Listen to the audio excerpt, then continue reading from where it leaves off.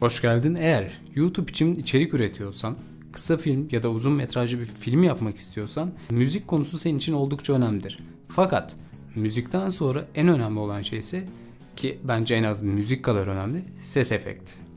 İşte bu konuda telifsiz ses efektleri bulabileceğiniz birkaç tane siteden bahsedeceğim. Şimdi size bir örnek video göstereceğim. İlkinde hiç efekt olmadan sessizce izleyeceğiz. İkincisinde dikkat edin, müzik değil. İkincisinde sadece efekt var. Bir şehir teması, arkadaki sesi ve bir gerilim efekti var. Bakalım hangisi daha etkili olacak. Kısaca bu videoyu izleyelim. Eğer merak ediyorsanız bir link koyacağım. Oradan da tamamını izleyebilirsiniz.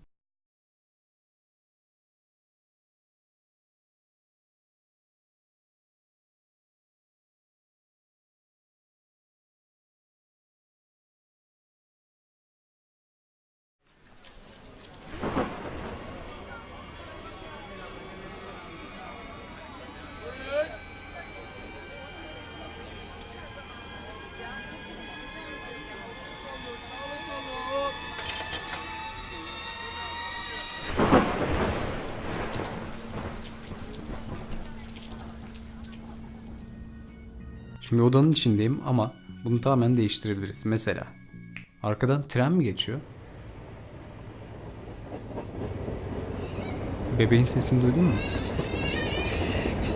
Hayır. Çünkü bunlar yok. Gördüğünüz gibi ses efekti gerçekten önemli.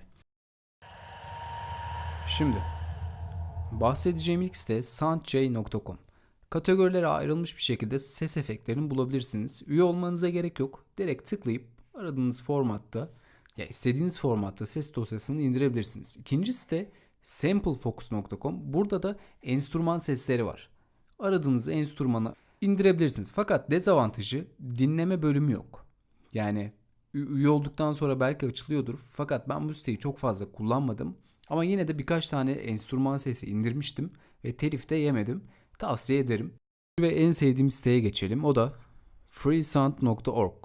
Bu siteyi neden bu kadar çok seviyorum ya da neden bu kadar çok kullanıyorum sorarsan biraz sonra değineceğim. Şimdi bir ICE diye aratalım. 1210 tane sonuç çıktı. Yani oldukça fazla. Ayrıca bu sitenin bence en iyi yanı kategorileri. Her tarzda, işte hangi aralıkta istiyorsanız, kaç kanallı olsun istiyorsanız oldukça kapsamlı bir şekilde aramanızı sağlıyor. Buna rağmen sonuçları da fena değil. Tıklayıp üzerine hemen sağ tarafta indir seçeneği var. Buradan indirebilirsiniz. YouTube gibi düşünün aynı.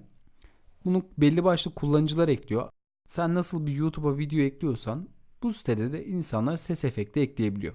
Kullanmanızı tavsiye ediyorum. Oldukça güzel bir site. Son olarak YouTube'dan girip ses efektleri aratıp direkt indirebilirsiniz MP3'e çevirerek. Fakat bunu çok tavsiye etmiyorum. Çünkü ses dosyası çok kalitesiz hale geliyor.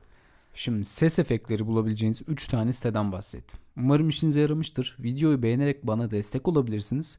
Kendinize iyi bakın. Görüşürüz.